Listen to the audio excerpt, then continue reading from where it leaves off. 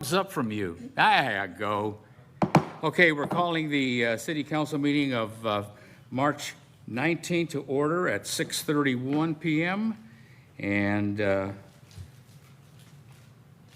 would you please, City Clerk, call the roll? Councilmember Cloven. Here. Tillman. Here. Juan. Here. Vice Mayor Tripiano. Here. Mayor Diaz. Yes, here. Thank you. You have a quorum. Okay, at this time, we are going to go into closed session, and that is per Public Employees Appointment Government Code 54957, title Interim City Manager. Thank you all. We'll call you back in when we're ready to go. Excuse me, Mayor. Sorry. Mayor, we need to just need to confirm if we have any public comment on closed session. No. Thank you. And no online? They Thank you. cannot be in here. hands raised online. It should say that on here, though, right?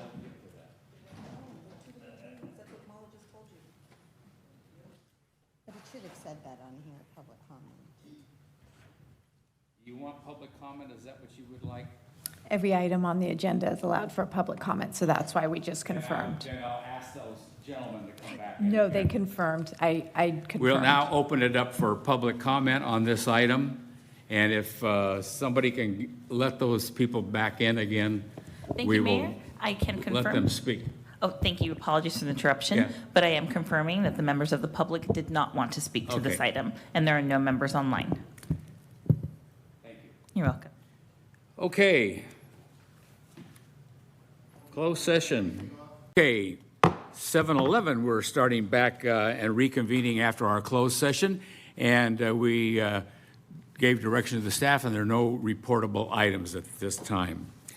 Okay, I'm going to alter the agenda, and I'm going to move item number 6A up to this point before we go into, well, first of all, want to do the Pledge of Allegiance, but after that, we're going to move item 6A up before the public comment for non-agenda items. And so if you please join me for the Pledge of Allegiance. Thank you. And begin. I pledge allegiance to the flag of the United States of America and to the republic for which it stands, one nation, under God, indivisible, with liberty and justice for all. And at this point, I'm going to move, again, item 6A up now ahead of the public comment for non-agenda items. And I'm going to ask Councilmember Peter Cloven to take over the reins. Greetings, and it's great to see all these smiling faces in the audience. Back in the day, Mayor Hank Strafford got together with the CBCA and our local schools and the City Council, and we came up with the Do the Right Thing program. And the Do the Right Thing program was to celebrate certain character traits that we find important and want to instill in our children. And they include integrity and responsibility and courage, kindness, respect, and most recently, inclusion. But today, we get a chance to celebrate for the last 2 months those students who've been deemed by their teachers to have the character trait self-discipline.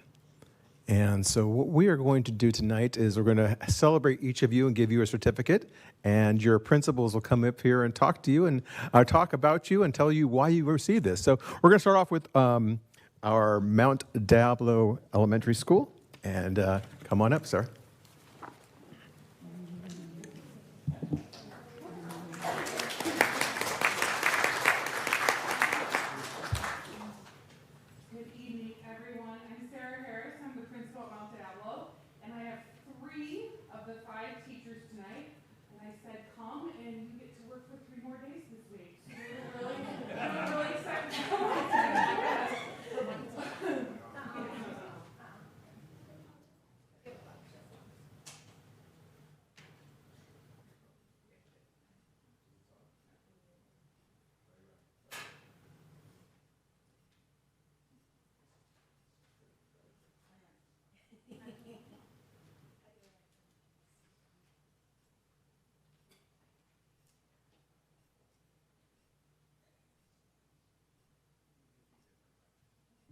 meantime, I'll hold this for you. Oh, thank you.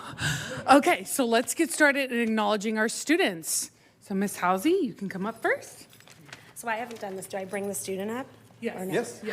Sammy, come on up. All right. Come stand with me. Hi, Sammy. I'm Miss Howesy, and I have had the pleasure of being Sammy Garvin's teacher for the past year and a half. She was a second grader in my combo class last year and is now a third grader in my class. Sammy embodies all of the do the right thing characteristics. However, I especially feel she displays self-discipline as her strongest one.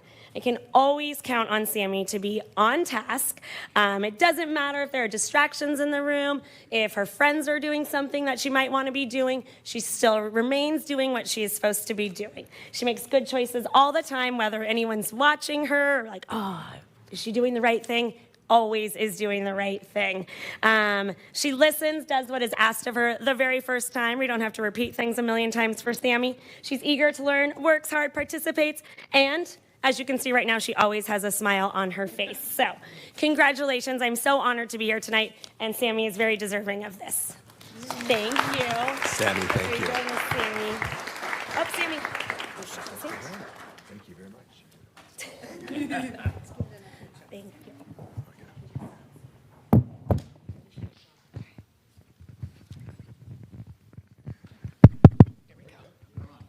Okay. So I get to do the next one, and I would love to bring up my friend Amaya. Yay. So Amaya is one of our kindergartners this year, and Mrs. Brown nominated Amaya because she is always so kind and considerate. She makes it a point every day to help out her fellow classmates. Her kindness and compassion for others is incredibly remarkable. Not only is she smart, diligent, I can certainly see her as a school leader in her future. So this is for Amaya.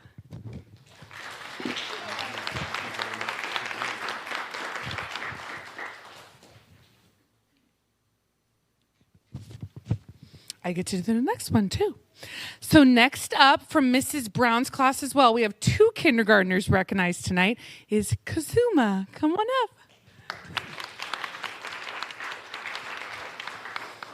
So according to Mrs. Brown, and from what I've seen, Kazuma is a responsible and caring student.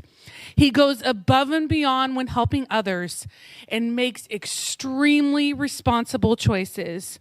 His smile is adorable. He cares for everyone and does exceptional work in the kindergarten classroom. So this is for Kazuma.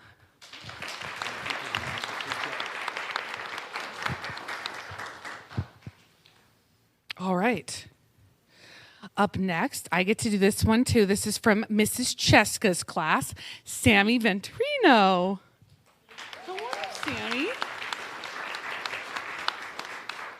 And I have to give a plug about Sammy. Sammy performed in our talent show recently, and he played the piano. I believe you composed it on your own and had no music in front of him and played it beautifully. So if you have an event coming up where you need a pianist. Okay, so Mrs. Cheska, Sammy is in 5th grade, and she awarded him with this. Sammy is a student in the classroom that is always doing the right thing. He checks in to make sure that his assignments, assessments, and activities are done correctly. He excels at most subjects because of his disciplined and conscientious nature. He is a great musician and friend to everybody. Sammy is a great example of a student that is self-disciplined and really exemplifies Clayton's Do the Right Thing motto. Congratulations, Sammy.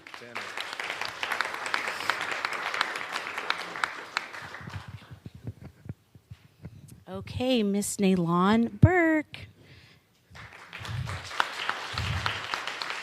Hi, Mr. Cloven. Hello. Okay. Hi, Naylon. I don't know if it is. Yes, here we go. All right. Naylon, you are the total package, girl. And I am so proud to be your teacher. It is an honor to be your teacher.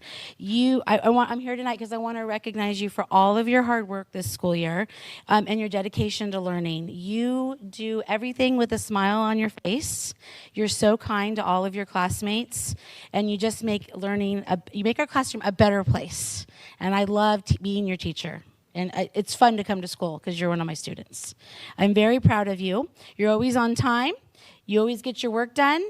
And you are the epitome of what it is to have self-discipline. Congratulations. For you. Thank you very much. Good job.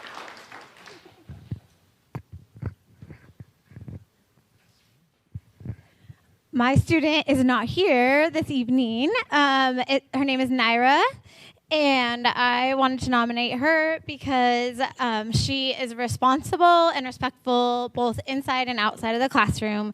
She shows self-discipline in her schoolwork as well as her many quality relationships between peers and adults on campus.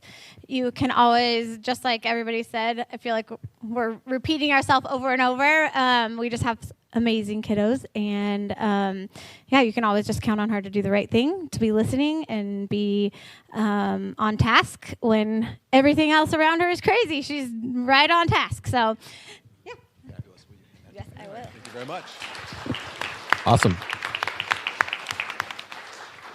Thank you, Mount Diablo, and we will now have Diablo View Middle School and Principal Vicki Wilson. Good evening, everybody. I get the distinct pleasure of awarding 3 of our students with self-discipline awards tonight. First is Ruby Rainsberg.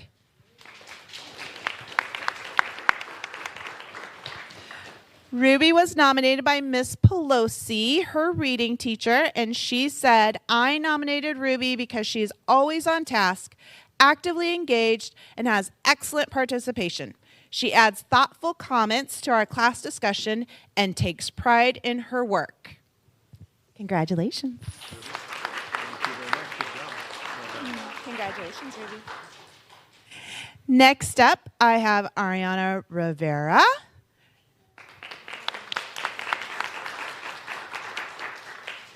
She was nominated by her core teacher, Miss Parker. And she says, "Ari is an exceptional student. She gives 150% effort to everything she takes on, from her grit presentation on her grandmother to the excellent work she consistently turns in. There has never been a time when she is late with her work. She always brings her Chromebook and supplies. I never have to speak to her about getting on task. She's my go-getter. I could go on and on about her. Ari, in a word, epitomizes self-discipline." Congratulations. Thank you very much. Good job, Ari. And last but certainly not least, Camden Alton.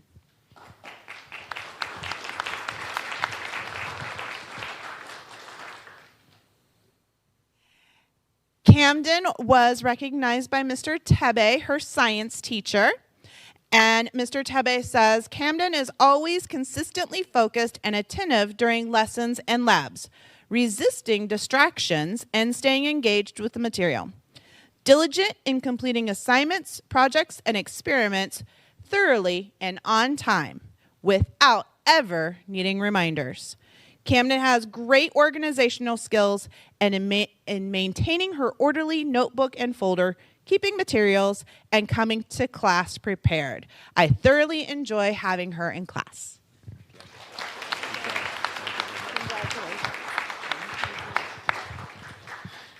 I just want to thank both Principal Harris and Principal Wilson.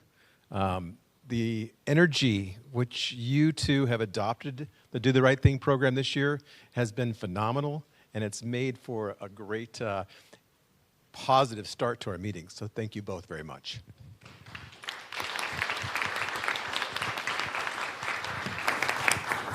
Thank you, Peter, for that introduction to all of the wonderful students that are in our area here. And thank you very much. We're going to now go into our regular business. You're welcome to stay. but you may leave as well. Thank you. Yeah, thank you so much.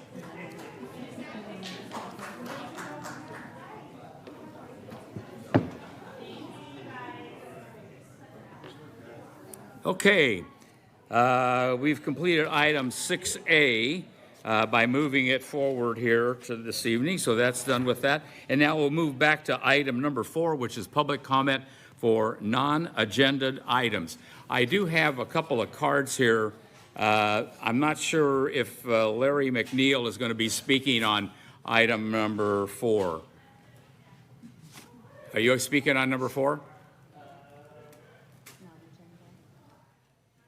Non-agenda. You didn't put down.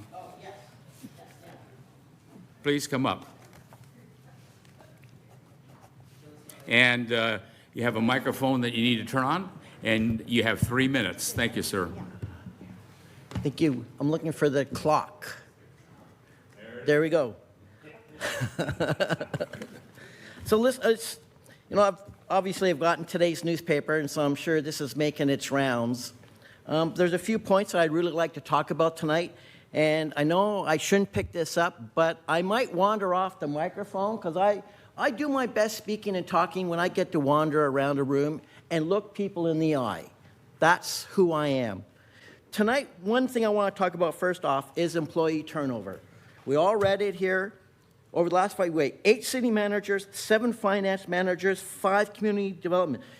What's going on with our city? Something's not right. This is smoke. There's got to be a fire someplace. And then I've been hearing to other people talking, well, you can't count this, you can't count that. Okay, so somebody needs to explain to me, what is the difference between a temporary person in a role for 2 years versus a permanent person that's in that role for 30 days? Do you exclude one, exclude the other? How does that work? That's point one. The next one is the rule of law / integrity.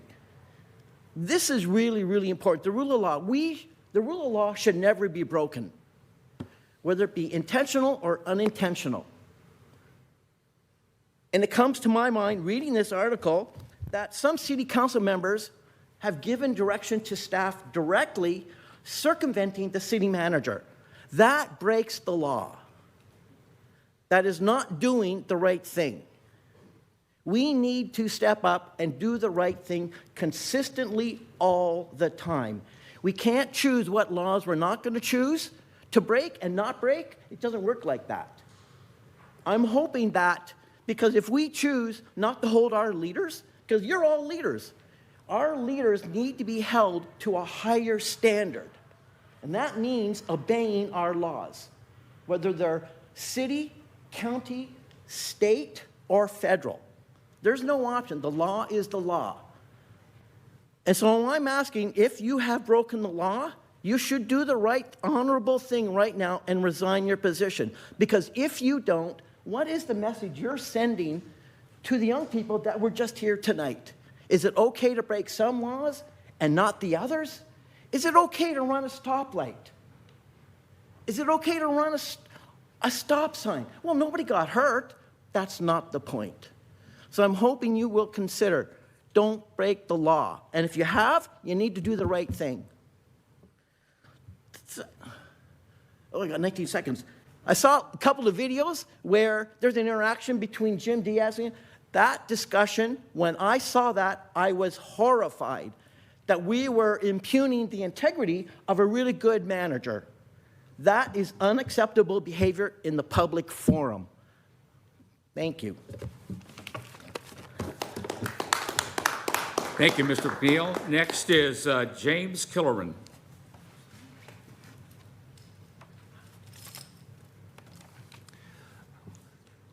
There you go.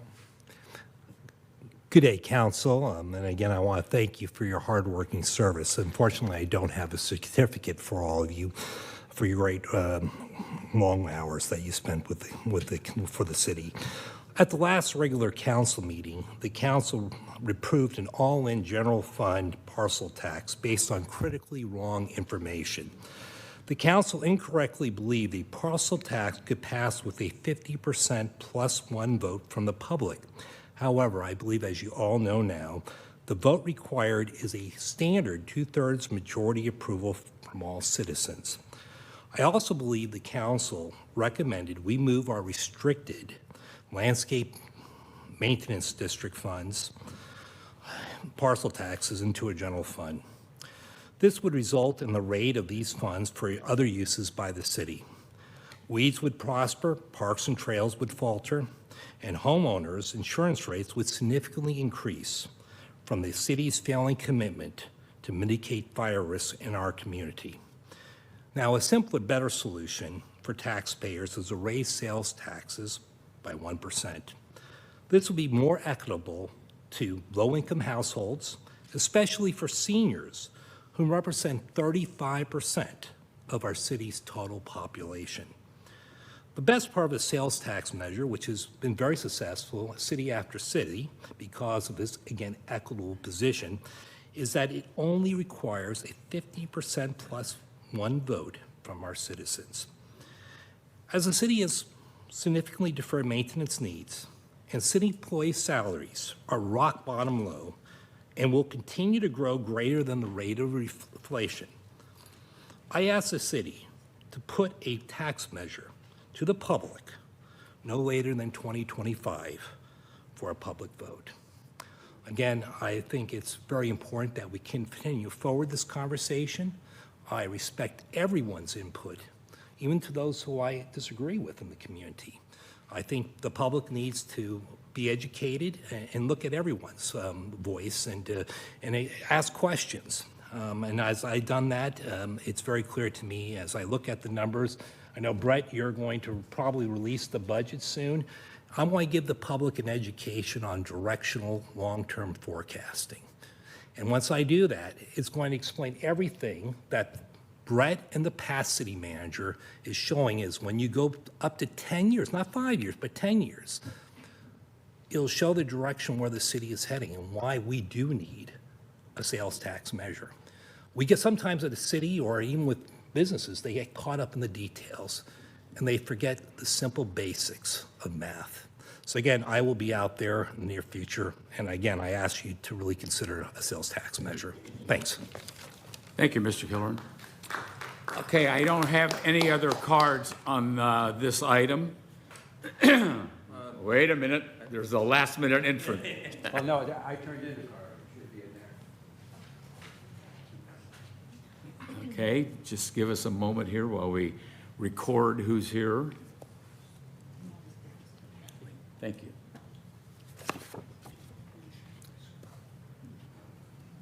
Okay, Ken McFarland, you're up. It's actually Kevin McFarland, and my wife Mary and I live in Dana Hills, and Mary grew up here in Clayton. I know sometimes there's a lot of words used around here in Clayton, especially these days, especially on next door. I'll keep my remarks brief. In the last council meeting, the big takeaways were fiscally we're headed in the wrong direction, especially long term, and once again, we're losing key staff. Brett, my wife, and I were very sorry to hear the news that you'll be leaving. We appreciate the job you've done in your short time here, and we've appreciated your community outreach and transparency. Members of the council, Mr. Mayor, in the same spirit of transparency, please tell us, why do we keep losing staff? Why do we have such a problem in recent years with staff turnover? Thank you. Thank you. Okay, next we have Lauren Kindorf.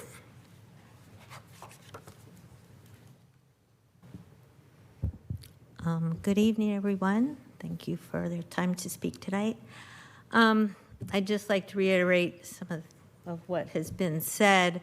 First off, the 1% sales tax at the last meeting just seemed like, of course, that makes sense. It's equitable. It brings in money from other people coming to our area.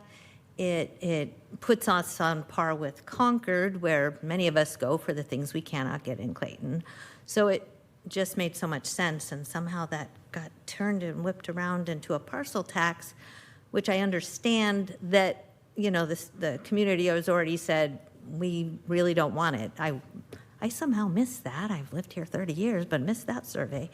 So anyway, it just makes perfect sense. And like I said, I'm not sure how that got turned and whipped around to something totally otherwise. So I would go for the sales tax, which makes perfect sense. The other thing is, I don't know reasons, I don't know why, but I do believe we have a systemic issue with holding on to quality staff. So you can't, just in counting the numbers, it's there, and it's not only holding on, but each time there's a transition, and like some people say, interim don't count, but each time there's a transition, you're playing catch up, you're getting new people trained, you just lose the flow. So those who have been there a long time are losing the flow. So I think this community deserves to retain staff and get people in the flow, because right now it's so choppy. We're not getting, well, I must say Brett got amazing things done. Absolutely, in a short time, amazing things. But we just can't keep having chopping and, when I ran a business, directed a school, it was about consistency. It was about everybody knowing what the other person did, having clear delineation of tasks, and knowing who can pick up this or pick up that when glitches come or somebody needs support. When people are going round and round and round about, you don't have that. So let's do the right thing and try to do all we can as a community and as a council to create consistency, because this town deserves it. Thank you. Thank you, Ms. Kendor. Scott Denslow, you're now up.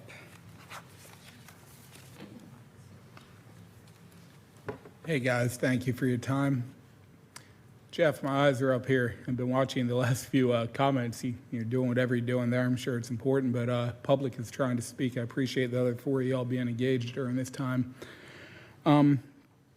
What's going on here isn't normal. What everyone's talking about with what's happened with Brett and other staff and past city managers, it's not normal. What seems to be the common thread is nobody wants to work with Jeff. Nobody wants to work for Jeff. I don't know why that is. I'm not in the weeds enough, but we have a consistent enough pattern here with turnover, with low pay, with support, with the abuse that you guys take. Brett, man, can't imagine. I wish you the best in Sassoon, man. It's shouldn't have to go through this shit, man. Everyone talks about this city on all sides. Everyone talks about this city, making it what it used to be. I've been thinking a lot about that. What is that? It's about us being neighbors and friends first, not about being political adversaries, not about I care this way about housing and you care that way about housing. The last two meetings I've come in, I've had beautiful conversations. I'm not going to name names, with people who believe very differently than me politically. But we talked about health and hair and dogs and finding the 80% that we have in common. Jim, you and I talked about that at La Veranda the other night, and I really appreciate your time, man. It meant a lot to me, and I plan on reaching out to you. So what we talked about, I can't get into it publicly, but we talked about doing something that could bring the city together. Because you and I, man, we agree on 80% of the shit, That's a lot of what we talked about. And so I'm going to be reaching out to you, and we'll see what we can do. We can put our brains together and be neighbors first. That's what Clayton used to be, as far as I'm concerned. I could be wrong. I haven't been here a long time. But Jim, I really do appreciate your time. It meant a lot to me. There was stuff going on the other side of that table that wasn't so nice. I appreciate that we were able to, to find common ground amidst all of that. The only thing I'd say is we disagreed. You mentioned to me about possibly limiting public comments on Zoom. I understand your concern. You're welcome to that. I said that I strongly disagree with you on that. It makes it hard for people like myself, my wife, and others who are still working to get here on time. It was difficult tonight just with the closed session. We're out there doing laps in the parking lot just wondering when we're going to be able to talk. So I do appreciate the time, but yeah, let's all work together. I mean, hell, maybe one day we can all start city council with the council members hugging one another. I mean, one can dream, right? Love y'all. Thanks. Thank you, Scott. Terry Denslow.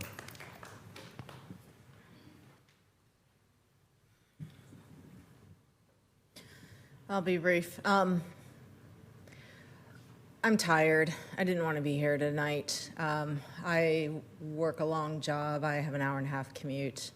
I'm here because I'm asking the council one more time to please bring forward on the agenda the request that Councilmember Tillman has asked for meeting after meeting since October. If there is nothing to hide, why not have the discussion? If you really want to bring the community together, why not have the discussion? I know probably all of you are on Nextdoor. I'm not, but I have had enough people talk to me about the garbage that's going on in Nextdoor. The community is going at each other over whether there's a real issue or there's not a real issue. Bring the community together, have the conversation. I don't know of a single topic that a council member, at least since I've been coming to most council meetings since 2019, I don't know a single topic that a council member has brought forward over and over and over and over and over and over and over for it to never get agendized.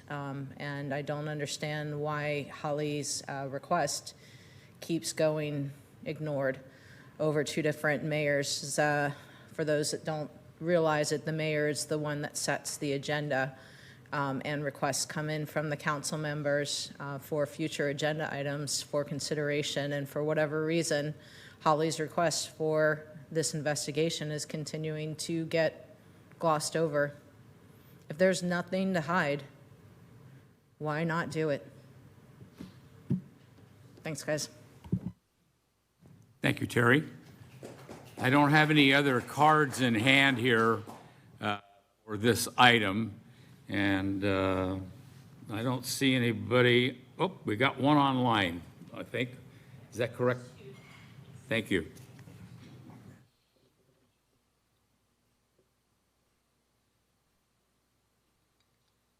Janet, you've been unmuted. Thank you. Thank you, Mayor Diaz, City Council members, and the Clayton community. This is Janet Kilderoom, former City Clerk with the City of Clayton. After reading the Clayton Pioneer editorial of May 11th, 2024, and comments posted on social media, I felt compelled to speak about my sudden departure from my employment after 9.5 years of dedicated service to the Clayton community. My reason for departure had absolutely nothing to do with my interactions in the Clayton community or its elected Clayton City Council members, both past and present. Rather, my departure was based on the continued toxic and hostile work environment I experienced at City Hall and the lack of leadership by its past two city managers. I did not want to depart the city, but I felt I had no other choice other than for my own mental health and well-being. I miss interacting with many of you.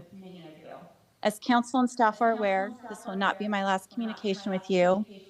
Thank you for allowing me this opportunity to speak this evening.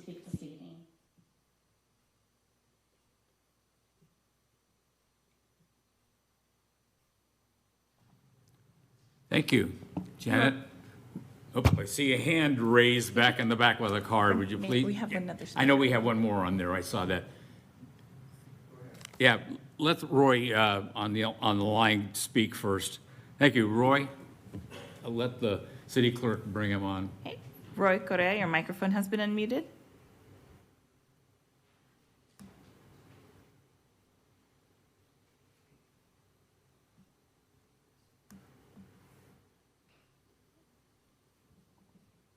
Roy Correa, your microphone is Can, available. yeah, There can go. you hear me? Yeah, can you hear me? Yes. Okay, good. And again, I mentioned for some reason the connection between my residence and the council meetings is not the best. So I hope you can hear me as best can or able. Okay, three quick hits items here. You know, that was a very good call yesterday. Can't, you know, just filled with honesty and that's good. I'm not even. First thing I'm going to just say a couple of these will be quick. Number one is that you know, why is staff leaving? It's, and again, I'll say it's like the iceberg phenomenon. There's a lot there that we don't know, and we just heard a few comments a second ago. I'm not even going to look at that right now. But my hunch is also that the reason people leave Clayton is money. I'm a business guy. I've been in business a long time. I ran large global corporate, enterprises, and in tech. And if you're in tech, any enterprise, if I can earn $5,000, $10,000 more dollars at another job, and I was a budding person, and I don't care what the field is, accounting, management, then the reality is that person's going to go. So you either pay up or, and what I'm saying is that's a driver, money, okay, especially in today's economy environment. So to not look at that is naive in my opinion, okay? So as a motivator, a driver. The second thing is that, I just want to comment on is that I went to the website looking for the city manager's job description. I found an administration kind of, you know, big picture, but I didn't get into the weeds, so to speak, in terms of deliverables, in terms of the thing that will be done. So I didn't see any of that, and maybe I missed it because I'm not on that website. I'm on that website maybe 10 minutes. But it should have hit me right away, but all I saw is what I just described. So where is it? I'd like to see it. And generally, the city manager, with respect to policy is not top down from the city manager to in this case, we have a council. So there's more to that, and I'll leave that alone. But number three is, you know, anyway, I'd like to see that, the minutia, so to speak, the deliverables of that.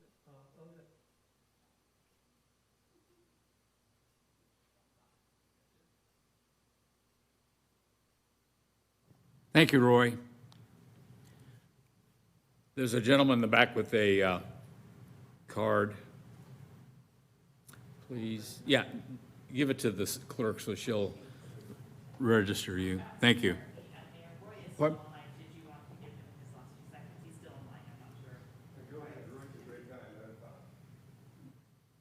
Wait, because he had submitted something online? No, he's still, okay. He's still online. He is online still. Okay.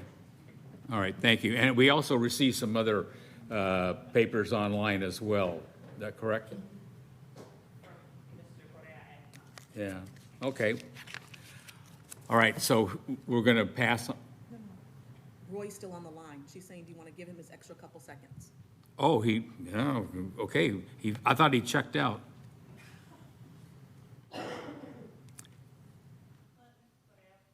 Mr. Correa, would you like to continue what you were saying? You still have about 30 seconds. Roy, did you get that? You got 30 seconds. He's muted.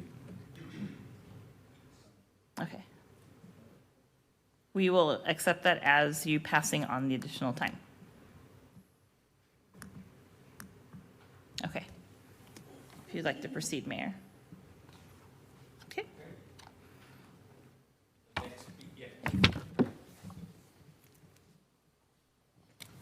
Thank you. Okay, Gary Hood on item number 4. You got 3 minutes. Thank you, Mayor. Thank you, council. How's that, better? Thank you, Mayor. Thank you, Council, for allowing me to speak this evening. First of all, I was really quite surprised that we got the last call before Roy with Janet. I guess it's not too surprising. She was here 10 years. She was a great gal. I met her several times at City Hall. I thought Janet was doing a terrific job. It's interesting that she has trouble with staff, possibly the city manager, where Holly, you're making it sound like it's the council against the city manager, which I think is totally backwards. If there's an investigation to be done, maybe it should be done on the staff, on the way they're handling themselves. That's just my opinion. I think anybody that has to work in a hostile work environment, it's not acceptable. I've had over 180 employees over 35 years, and I'll tell you what, there's something going on there, and I think the comment that I heard Janet make at the end raised my antenna. You haven't heard the last of her, so I think you better buckle up and get ready to go for a ride, because if something wasn't handled correctly at City Hall, Brett, I think you're going to probably be hearing from the Labor Board. You may be hearing from a pit bull attorney. I'm not sure where that will go, but it's what it is.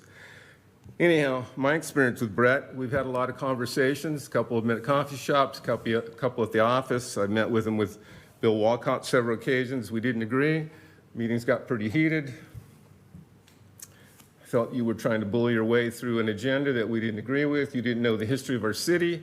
You said you wanted to throw out a $150 landscape maintenance tax this next go-around. We said you better learn the city. The landscaping is terrible. You didn't agree. We also brought to your attention the problems we had with the Olivia project. You got defensive on that. We were thrown out of your office because you didn't want to hear the facts. We've documented the facts. We've sent them to you. We've sent them to the council. What's really surprising is, to me, is that we've got these issues going on, but we're bickering and bickering and bickering. A lot of the citizens that I talk to are just sick and tired of this. One last note on the reserves. I wrote a letter to all you. Holly, you're wrong. You're trying to spend my money without balancing your checkbook, and that's not how my family operates. You've got over $12 million in the bank. You've got $300,000 in the landscape maintenance fund. Do the job that I paid my taxes for. You want to go ahead and tax me again? Prove to me that you earned the money. At this particular point, you don't have my support. I agree with Jeff Wan. Let's go forward. Let's look at the documentation. Let's find out where these numbers are at, what the 5-year, what the 10-year projection looks like, and let's move forward from there. Thank you for your time. Thank you, Mr. Hood. Bill Walcott, I've got a card from him on item number 4.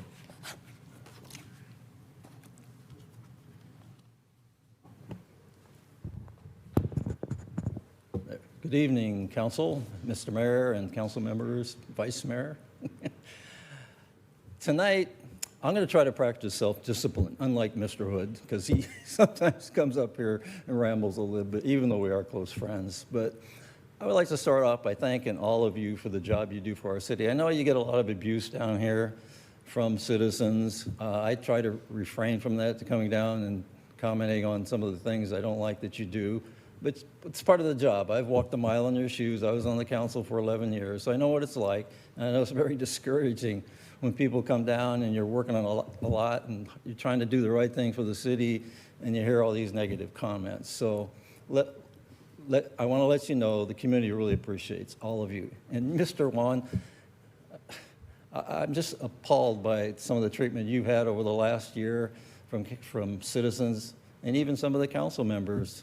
I want you to know that the city really appreciates your job that you're doing. A couple other things. I was listening to the city clerk, former city clerk. It's amazing to me that she was able to keep her comments within 3 minutes, but it's kind of appalling to me that we've had a 9-year employee that left because of what she claims was hostile work environment in the office, the staff. And, you know, Paulie's complaining about a hostile work environment between the council and the staff. So it's something that needs to be looked at. I know Brett's leaving, so maybe that problem's solved, but still, we got to make sure that we're all working together to make this little town a better place. And I was on the council for 11 years, like I said, and it's a beautiful little town. I've been here for over 35 years. I want to keep it that way. And one last thing on the tax. I congratulate Council Member Juan for doing the pause. I think that was the right thing to do. To pass a tax measure, I've been involved in 5 different parcel tax measures in this town over the years. 3 of them passed, 2 of them failed. And you got to have community buy-in. And we don't have community buy-in right now. That article that appeared in the Pioneer, and you know about it, Mr. Cloven, in March of 2022 about the inflated budget crisis where it was going from $600,000 last year, which didn't materialize, to $2.1 million in 10 years. That's ridiculous. And so there's a credibility gap. You guys can put a parcel tax on the ballot, but you got to get the public to buy into it. And it's not there. And I said this before, timing is critical in politics, and this isn't the time for a tax measure. Even because of the credibility gap, everything is going up. My homeowner's insurance tripled in this town. You got PG&E raising the rates. They want to do another rate increase based on income, and I hate that clock up there. And and we got the garbage rates going up with those stupid little pails, and the utilities are going up. I mean, it's just on and on and on and on. I know my time's up, Mr. Mayor. On and on and on. I'll wrap it up. But thank you for your time. Thank you, Bill. Anyone else? I don't see anybody else online, unless you do. No? And no one else in the hall that has a card to file. Then I'm going to close public comment for non-agenda items. Thank you for your participation. The next item is item number 5, and that's the consent calendar. Does anybody on the council wish to pull any of the items? I have one that I want to just discuss, kind of amend. It's 5C about the purchasing policy. And the one thing, and I did talk to Brett and Amy about this earlier today, is that I remember our discussion in the last meeting was that there also would be some quarterly reporting. And so I think that's the only thing missing from the policy. I don't know if we want to. No, that's, yeah, it's if that's council's discretion. I do remember that discussion. I must have just missed it when I revised the language in the policy. If that's what council wants to do, we can amend it based on your actions tonight. Okay. Yeah, I think what we had landed on was a quarterly report out of all the ongoing agreements under that policy so that we could do a monitoring of it. So I don't know how to wordsmith That's that, but something like that.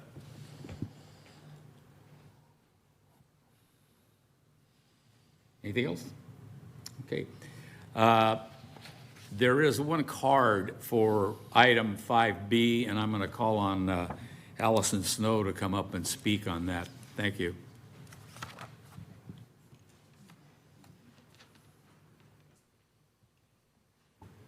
Thank you, Mayor. Hi, y'all. I'm Allison Snow. I'm a longtime resident. Wanted to tell you a little bit more about autism. I mentioned it last month when I was here. A number of you know, well, you all know now that I have 2 boys who have autism.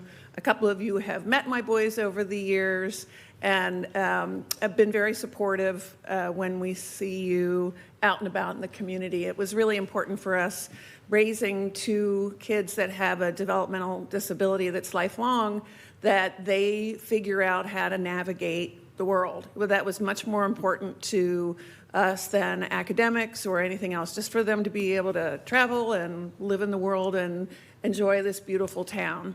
I wanted to follow up on the proposal for me to donate a flag to the city, and that we could declare April as Autism Awareness Month in Clayton, as well as the United States has done, and many other towns have.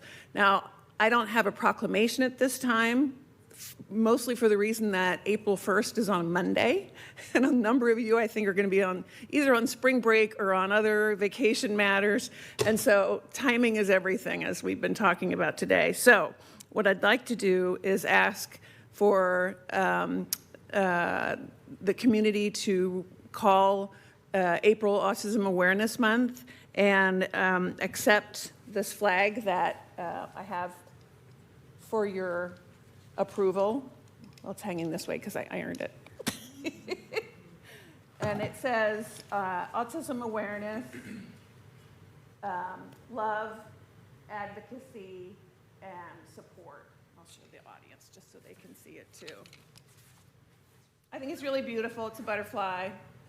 And the thing that I love about these declarations, we've done them for a couple of other months in our community. I encourage the council to consider year-round what it is that's important to us as far as a community. I mean, I think it would go a long way. I'm feeling a lot of division right now, and this is one of the softer ways that communities can come together. And I appreciate your time in recognizing this. And without further ado, I'm going to hand this to our wonderful city manager. Brett, thank you so much for your service and time. Thank you for bringing Amy along for the ride. You've been a great support and a great leader. I know you've brought a lot of change here. It's probably been hard for the people that don't like change. But I've appreciated all that you've done for us and for the many coffee dates. Thank you. Thank you, Council. Thank you, Allison. So, any other public comment on the item for the consent calendar? Can I ask a question? Go ahead. Go ahead. On this item that Ms. Snow was just speaking about, this is for City Hall, correct? Okay. That's the question. It wasn't listed in the staff report, so I'm not sure. That's a good question. What do we want to do? How do we want to proceed on that? So we were gonna, we could be at City Hall or it could be downtown. We were really, we hadn't settled on it. Typically they're at City Hall, but if council has the pleasure to do it at the other flagpole, that's fine too. It's really your discretion. Was there a recommendation in the staff? I didn't miss it in the staff report. No, there's not a recommendation. I mean, we can do them at both places. We didn't know if Ms. Snow had a preference one way or the other. I think downtown is good because there's more visibility. So it's really at your council's pleasure. Anything else? Yeah, Ms. Snow said downtown would be her preference if council approved. Excellent. Okay, and then what do we officially do about creating, do you have a proclamation draft or what we have to, because we can, pardon me? Because it was, April 1st is an inconvenient date for most of you. You're going to DC or college campuses and all that kind of fun stuff. I thought it might be better for us to wait for proclamation because we were doing this in a little tighter time frame than I think any of us are ready for, especially myself. There are proclamations of other cities that I can get to at a later date, and we can talk about that for next year. Mayor, if you're in town on April 1st, I am happy for you and me to go downtown and raise the flag at your convenience.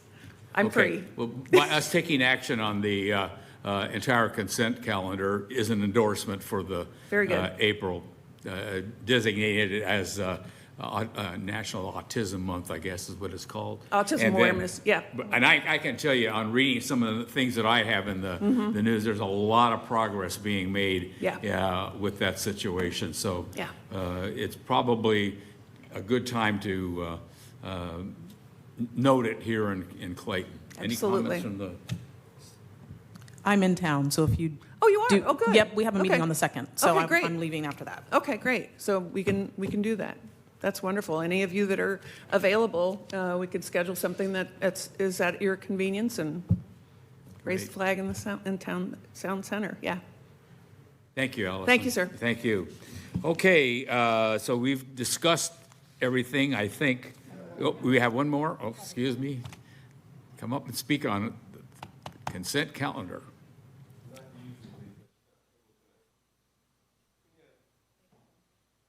Got it. Last meeting, you talked about the spend limits and some reporting that were going to be required by the city manager. And I think they're important. I think the limit where he's at is fine. I think the reporting is important for the council to know what's being contracted for, consulting agreements, et cetera. However, on your 5C, prior to approving any amendments, I'd like to see if you could add maybe one more. And this is one that irks me because I'm very prudent about spending. When you have a large company, you have a lot of money going out, and maybe 1,000 here, 10,000 there doesn't look like a lot when you're dealing with millions of dollars. But Brett signed a contract, and I guarantee you had to interview wherever you were interviewing around the state. You signed a contract for $30,000 of our money, and that service, and I'm talking about the service that people call in and he answers the video. It's a little video Ask the City thing that we have. We pay a company $30,000 for. It's a waste of money. He put it in place for one reason. That's because he got a lot of heat on Olivia because he didn't get in front of it, he got behind it, and he wasn't proactive, and it caused nothing but problems at City Hall. I would ask the city to think about possibly building a provision in there. Anytime you have a staff that's going to exit that has that kind of signing authority, I think he should not be able to sign a $30,000 contract. I think that's a gift from Brett to us that we haven't used since February. So I'd ask that you revisit that. That's $30,000 that could be used for something else. Thank you for your time. Thank you, Mr. Hood. Anybody else wish to comment on the consent calendar?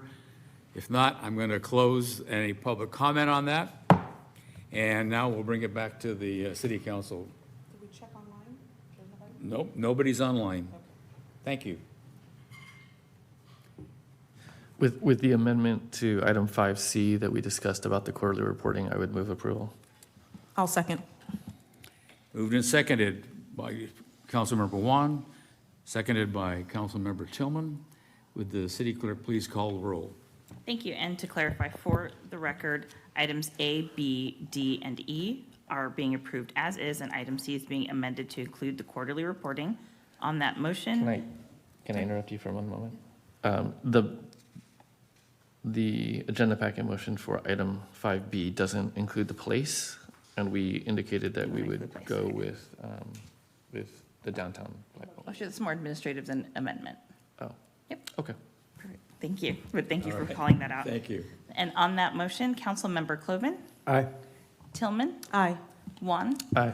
Vice Mayor Tripiano, Yes. Mayor Diaz. Yes, thank you. Thank you. Okay, that concludes item 5A through E, the consent calendar. We now move to item number 7 because we already took the recognitions and presentations earlier this evening. We now have any reports from the city staff? Just one thing, Mayor, just to thank you to the City Council and to the community of Clayton. This is my last official City Council meeting. I will be on vacation when your April 2nd meeting happens, and we'll be moving on as of April 12th. So just want to thank the council for the opportunity to serve the community as I did in my letter to the community. Clayton, has a lot of amazing things, and I'm proud of the staff and the work that staff and I have done here with you. We have, in a very short time, I think, gotten a lot accomplished to move the city forward. And I'm proud of the team that we brought in and the work that they've done. So just a thank you to you and the community for, allowing me to be your city manager during this time. So thank you. Thank you. As I told Brett in private, that every person that sat in that chair, has each of them brought a different skill set to the community. And overall, the number that have been there since Gary Napper, there is a positive from everyone, a contribution from every one of the people that sat in that chair. Thank you so much. Okay, there are no public. Do you want us to say our things now if we want to? You want us to wait until later? I can wait till later. No, go ahead. I'll wait till later. I'll close out with it. Okay, we have completed item number 5, and now we're moving to item 8, which there are no public hearings. We go to item number 9A, which is the first of action items, where we'll receive a staff update on the interim city manager and city manager recruitment process, appoint a city council ad hoc subcommittee to assist in the city manager recruitment process, and so forth, with Bob Murray and Associates. Mr. Brett. Good evening, Council. Oh, excuse me, I'm sorry. It's totally Amy, fine. Our This HR is- director. This is a follow-up from the March 8th, 2024 meeting, special meeting that we had. And from that meeting, I reached out to 2 different recruiting firms. And as a result of that, I did receive a quote from MRG for a proposal for seeking an interim city manager. In addition to that, as you are aware, Bob Murray and Associates is willing to facilitate the search for an interim city manager at no cost. But just in the interest of transparency, pardon me? In the interest of transparency, I just wanted to make it known that I had reached out to both of them, and I will then be following up with each of them about the next steps. In addition to that, we're going to move forward with Bob Murray, per your direction, and Associates for the permanent city manager recruitment. And although that is at no cost for the administrative aspect, there will be approximately $6,500 in hard cost. That includes things like mailers, brochures, outreach, that sort of thing that they will incur and need to be compensated for. Great. Any questions? Amy, thank you for that update. And my question around that was, and I did go back and look at the March 8th meeting again. I'm still confused. I thought we weren't going to have an ad hoc committee. And so I don't know if we can discuss that a little bit more. We all said that we really liked the process that we used before and that we were comfortable using that process again. We know this recruiter. And so unless somebody remembers it differently. Your recollection is correct. So at the conclusion of that meeting, the takeaway was that there would not be an ad hoc committee. Subsequently, I did receive communication that a council member had reached out to the city attorney to move forward on pursuing the ad hoc committee.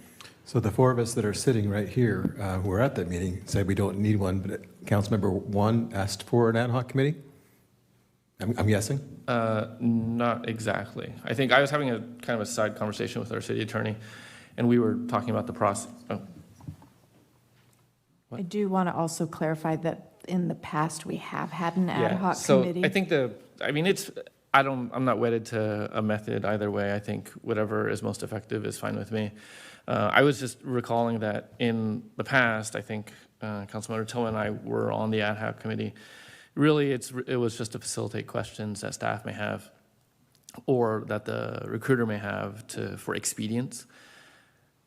If we don't think we need it, it's not a big deal. But if, I think there potentially could be times where there are questions either from staff or from the recruiter, and barring the ad hoc committee, they have to wait until a council meeting to get those quick answers. And so in the interest of expedience, I said, well, that's how we used to do it.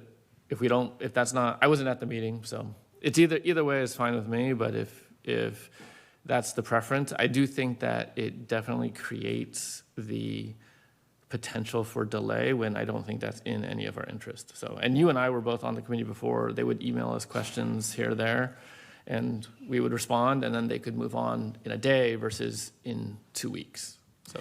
Yeah, that's not incorrect. The only additional clarifying thing I would add to that is that was really for us to finalize the brochure. And then we also had to do the interviews to pick the consultant. So we've already done that. We've established that we're going to use Bob Murray. I don't see why we would need to do a different brochure. It's days ago as far as the timing's concerned.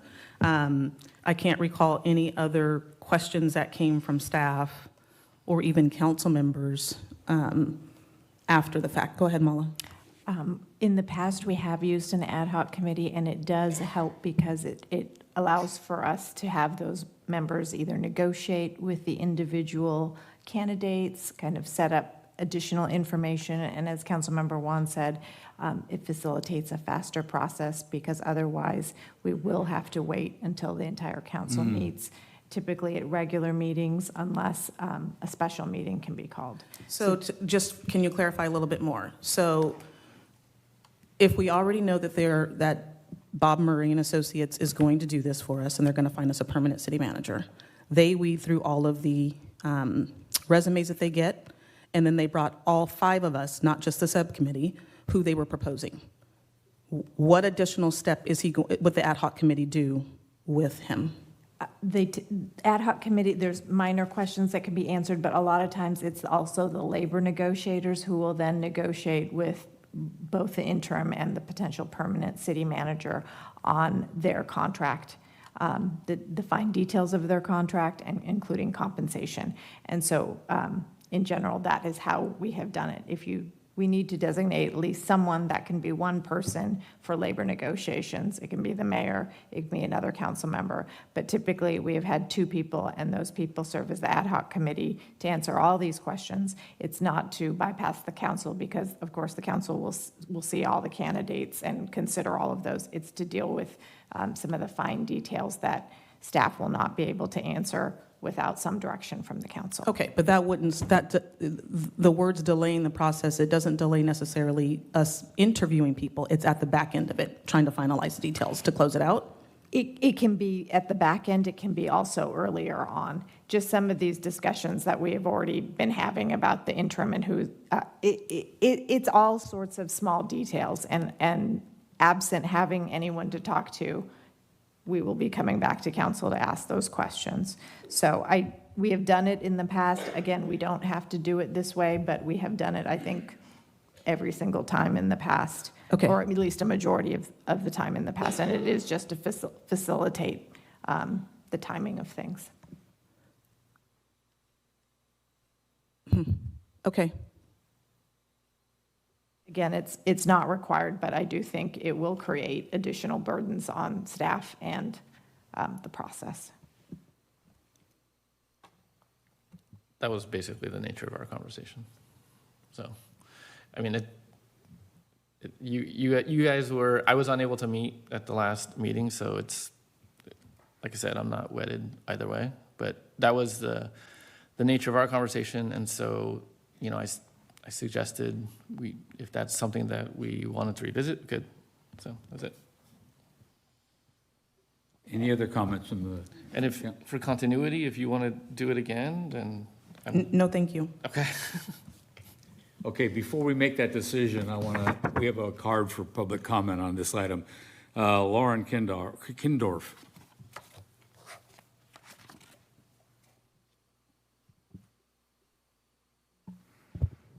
Hello there again. I just wanted to say, at the last meeting, or it might have been the special meeting, I can't remember which one, but there was talk of hiring within somebody who's been here, who is involved in the community, especially for the interim, I was understanding. And, you know, at first it was like, well, somebody who knows us. But I think right now, with the stickiness of Clayton and, you know, everybody's hands in the pot, and sometimes it gets, like I said, it gets a little stirred up, that I would really encourage, if there are people who are being considered, who are already in the mix or already know what's going on, which sounds good, it would, in my opinion, be in the best interest to make sure this is an independent person, especially this, well, in both cases, an independent person who's coming in fresh, not with a lot of background in any stickiness that Clayton is experiencing. I hope that made sense, and you're welcome to ask further questions if you have any when we can talk. Thank you. Scott Denslow on 9A.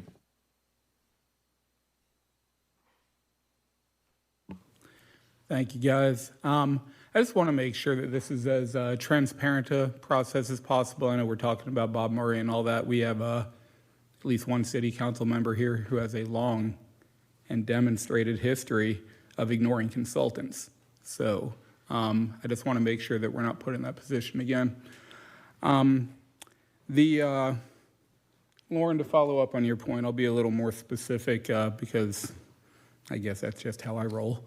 So there's a story in the East Bay Times a few weeks ago talking about how this process could be severely hindered by what she was talking about, that there were efforts to hire somebody, a well-known person with, you know, a bit of a past, and she would not essentially this would just be a process much like the Russian election, and we're just going to appoint her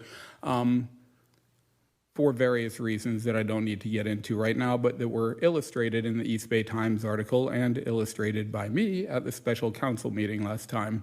So 2 hours after that council meeting, I'm at La Veranda, and that very person walks in and starts having dinner with various people who are, have been talked about in this town and might even be here tonight. So I just find it interesting that this person's name keeps coming up, whether it be the East Bay Times, some blue-haired moron at City Council, or even at La Veranda. There seems to be a pattern here, and so I just want to make sure that this process is not interrupted by anything nefarious, and that it's as open and transparent as possible, and that we actually listen to consultants, guys. Thank you. Thank you, Scott. Any other person that wishes to speak? Okay, come forward, please. Mr. Killoran, you have the floor. Thank you, Bill. Thank you. Yeah, I would just add one more thing. I know it's a little bit different here, but I think it would be good to reach out to our police department, talk to the chief of police, and make sure whoever we pick here, if this is for an interim or also for our next city manager, that this person has a high degree of ethics and would be good for our community and doesn't come with any form of past history that would be negative. Again, I think it's very important. I think nobody's better than the chief of police. And also, I think the POA would be a good part to have some comments in there. I think, again, more reach out to our community would be important. Again, I want to make sure we have a person with high degree of integrity and ethics. Thank you very much. Thank you, Jim. Okay, Mr. Walcott, come up. Please fill out a card on this item, please, for the record. The city clerk will have those available for you. Thank you. I will do it. This thing must be broken. It flops around. Thank you for this opportunity to speak again tonight. Just a couple questions and concerns. I would like to see more community involvement in this process. The city manager's job is really important to this city. He calls himself the CEO of the town, and he actually is. I mean, he takes direction from you folks who set policy, and then he has to implement it.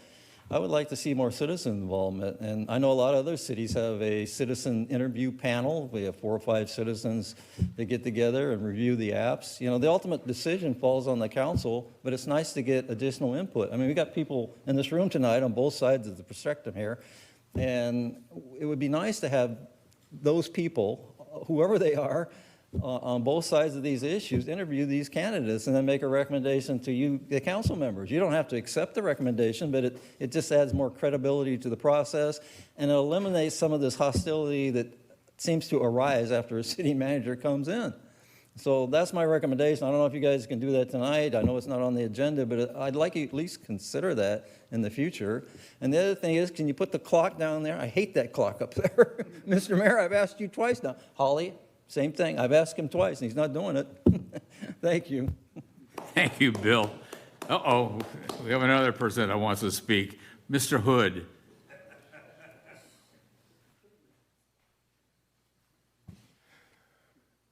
Thank you, Mayor. Thank you, Council.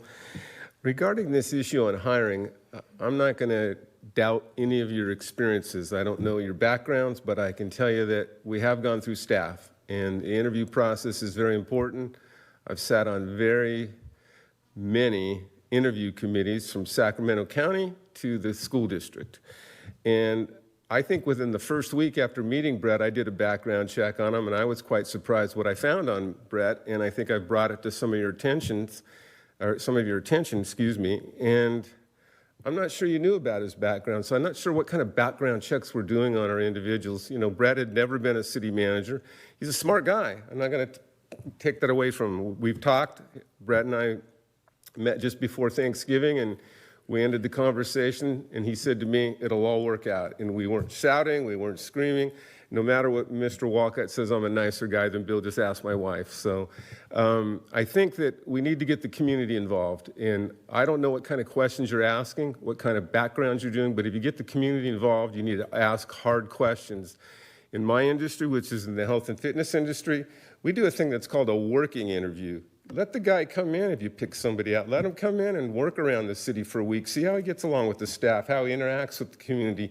I know Brett held meetings, coffee meetings. I'd have to tell you, it's probably the same 15 people that he met. Those people don't represent the city. I think you need to get a broad spectrum of the individuals, business owners, maybe someone from CBCA, maybe some people that are retired, and hear from those people. Those people have just a world of knowledge and you're not using it. And again, I don't know how much you've interviewed Mr. Clove and Kim. I think maybe in your industry that you were in, you probably interviewed a ton of people. Jim, I'd say the same thing. Holly, I don't know much about your background on that. But we're making this mistake over and over. I think we can avoid that. The person that gets into that position needs to be a leader. You can't just go ahead and direct people. People don't like to be told what to do. They like to be shown and feel like they're part of a team. And right now, I don't think we have that. We have people working at home. And I'll tell you what, I'm going to push real hard. If we hire this new city manager, our staff need to get back to work and get in that damn office. We pay for these people to be the face of the community. This working from home crap has got to end. I go in that city hall, it's a ghost town. I don't buy for 1 minute, they're overworked. I don't see the windows fogging up. I don't see anybody sweating. I'm not doubting they do the work, but let's go ahead and get back in the office and represent the community. Blatantly gross, but I'll give you back 5 more seconds. They want to hear from you, Holly. Thank you. Thank you. Anybody else wish to speak on this item for public comment? And please fill out a card when you're completed your input. Thank you. So most of the folks that are attending these meetings now weren't attending them back in 2019. When Gary Napper had left and we were looking for a recruiter to eventually brought on Akani, there was a ad hoc subcommittee to look at what recruiter we were going to use. And it was just two folks on the council. Jeff Wan was not one of them. And the community, Jeff Wan supporters went up in arms about when Akani didn't work out, that it all had to do with that ad hoc subcommittee. It was a joke. It was ridiculous because all 5 council members had interviewed Akani, were supportive of Akani, and the things that came about were not anything that was known in the interview, but it didn't stop the division from continuing to grow. So I know we're talking here about expediency of this process, but I'd like to offer to the council that there's always time to do this right, and you have division within the community. And I think that there's potential for it to take longer, but to have all of the council members involved, because part of the community only trusts part of the council members. And so I'd like for you guys to take that into account, whether it makes sense to avoid the ad hoc subcommittee and have all those 4 or all the 5 council members, even if it'll take longer, just so that folks can feel like their voice is getting heard, and God forbid that their council member is getting a chance to speak. I mean, honestly, I'd love it if the community could trust all 5, but the reality of the situation is they cannot.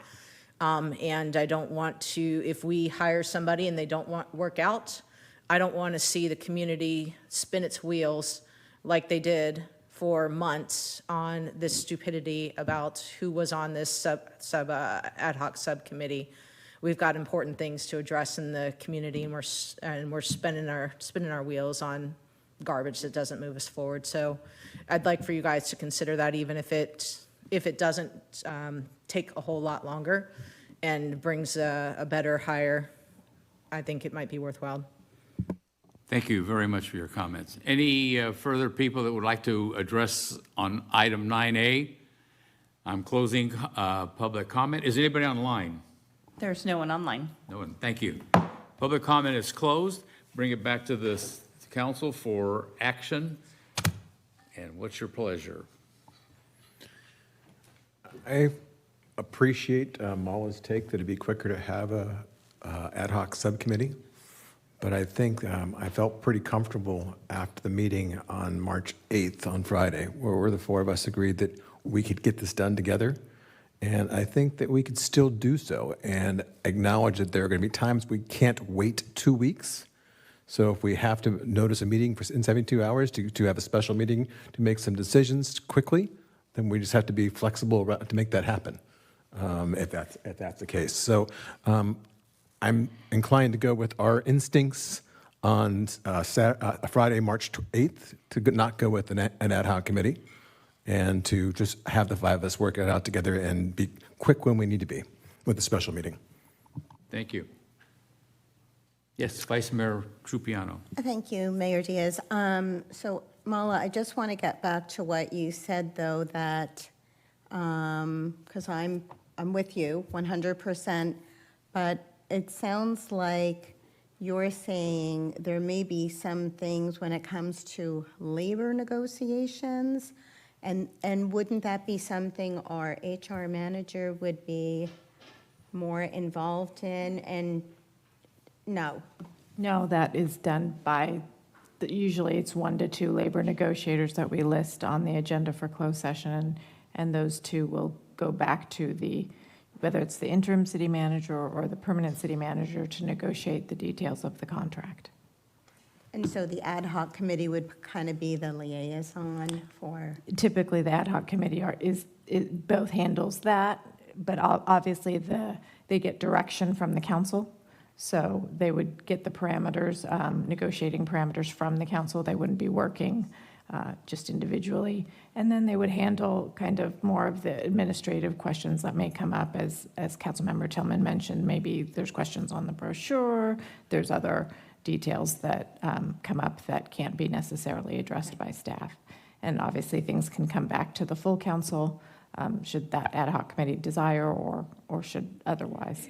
And I do want to apologize. I was not at the meeting on Friday where this was discussed. So, of course, the council can continue without an ad hoc committee. Okay. And I just want to say I would be willing, I don't know if you have a change of heart, to serve on that ad hoc committee, but I'd be willing to do that on the interest of expediency. And I'd be glad to support you guys if you want to do it. So. No pressure. The ad hoc committee, just to be clear, would not be in the selection of any candidates. It's specifically after the candidate's selected relative to labor negotiations. Is that my understanding? Correct. It's labor and incidental administrative stuff that just makes it easier. That's correct. And it's just easier on staff, is all.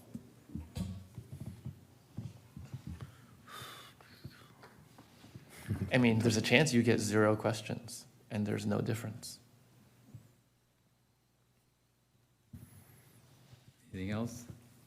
I don't have anything else. Okay, so where are we? What's the recommendation? Well, in the recommendation in the staff report, it says like appoint an ad hoc committee. So if we're not going to do that, it's fine. But you were not in favor. You just said you weren't in favor. So I wasn't even at the meeting. But Peter, if you're interested to facilitate the process, I think it would benefit staff. So ad hoc, yes? Well, ad hoc, no. Well, I mean, you have to have enough people that vote in favor of it, and then you have to have 2 people that are willing to do it. So I think Councilmember Tillman expressed her desire to not do it. Is that right? If there are 2 people who want to be our liaisons, I'm fine. If those 2 want to do it, I want no part of it, though. Got it. I'm not volunteering to do it.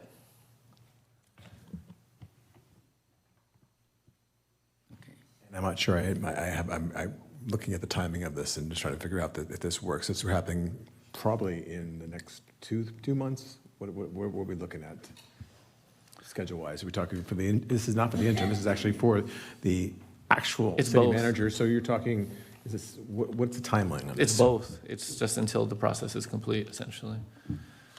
Right. It's So either that or a we're all going to get typical- together in a lot of special meetings.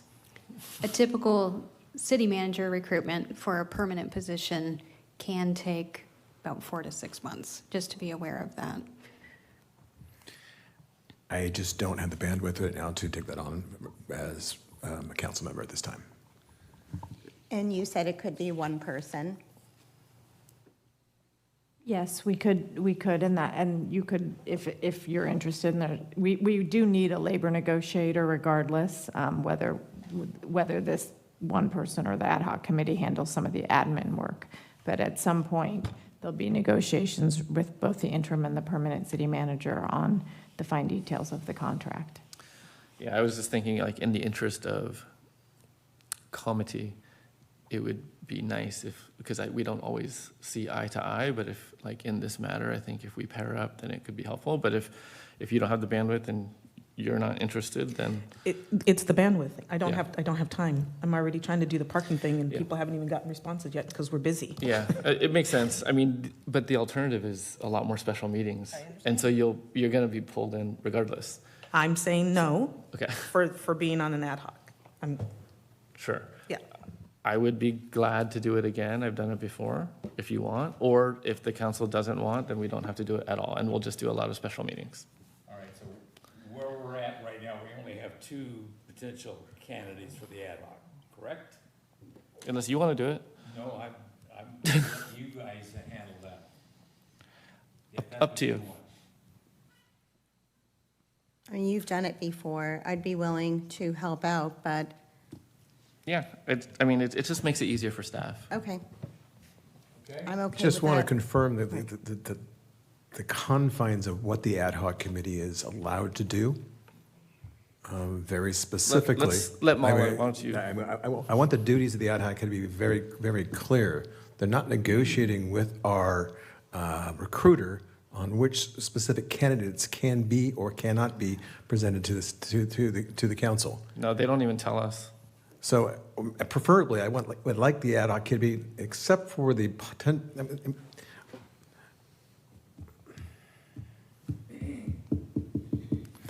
there is a lot of distrust, and I don't want the candidates that are going to be presented in any way, shape, or form skewered with a thumb on the scale by any one of the council. I don't want Bob Murray or Gary being contacted by a city council member when it's not necessary, unless he specifically has a question. I don't want any pressure by us, and except us to look at the candidates that are presented to us and negotiate it. So if that's the parameters around an ad hoc committee, then I'm okay with it. But That's exactly how it was last time. I mean, you and I both did it, so.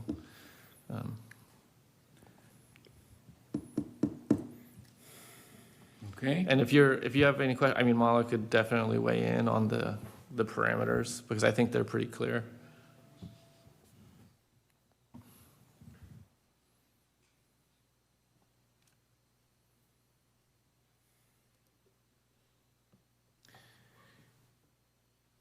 you know what? I don't have the bandwidth. I got a daughter graduating, and I've got a bunch of other things that I'm doing in June, but this is more important to make sure this is an even keel process. I'll figure it out. You and I will do it. I don't want to, but it's more important that it needs to get done. You're being drafted. I'm being drafted. Thank you. Okay, can we get a motion to move forward here? I would move that we do all the things recommended in this item, including appointing the ad hoc committee of Vice Mayor Trupiano and Councilmember Cloven. I'll second it. Moved by Councilmember Juan, seconded by Vice Mayor Trupiano, and would the city clerk please take the roll? Thank you. On that motion, Councilmember Cloven. Aye. Tillman. Aye. Juan. Aye. Vice Mayor Trupiano. Yes. Mayor Diaz. Aye. Thank you. You have Yes, 5 thank you. We've got 9A out of the way. And since we have been sitting up here since 6:30, we're going to take a short 10-minute break, all right? Thank you. We'll be back at Recording Let me stopped. see. Recording in 8:50, progress. thank you. 8:50. Recording in progress. Recording stopped. I'm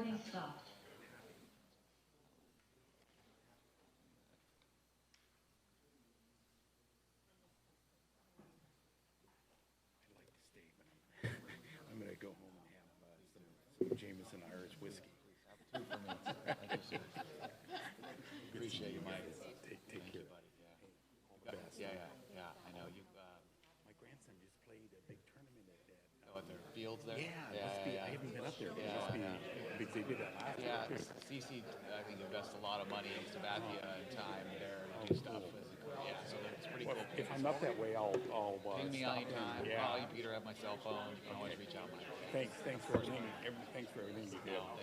I'm on behalf of the residents here. I apologize. I know the real. Don't worry. This just goes against 30 years of being a cop. Right. I know. It's crazy, right? I know. All right. Thank See you, ya. Mike. Take care. Yeah, be well, Bye. Mike. Take care. We'll see ya. Oh, thank you guys. Yeah, I appreciate it. Thank you so much. Yeah, thank you very much. I appreciate the nice comments. Thank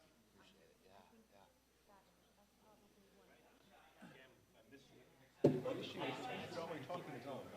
And again, wait till you see my. No, I'm excited. Just have Holly Peter get hold of me. I'll come. I'd love this. It's not, especially in 6 months.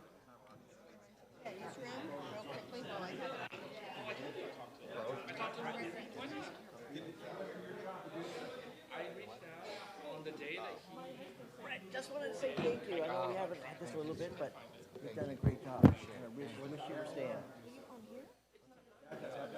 You can reach out to whoever you want. It's not on mine. I don't speak to the council. And I do that all the time. And I made that. Maybe this thing?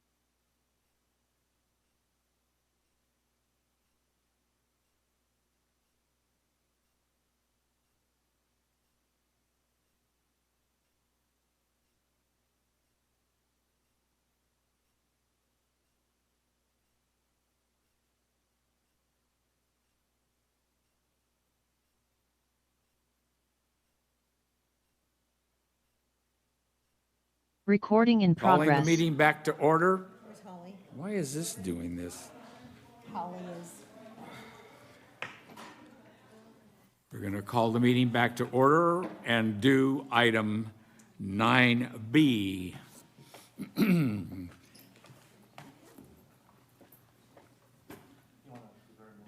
Okay. Is she on her way back?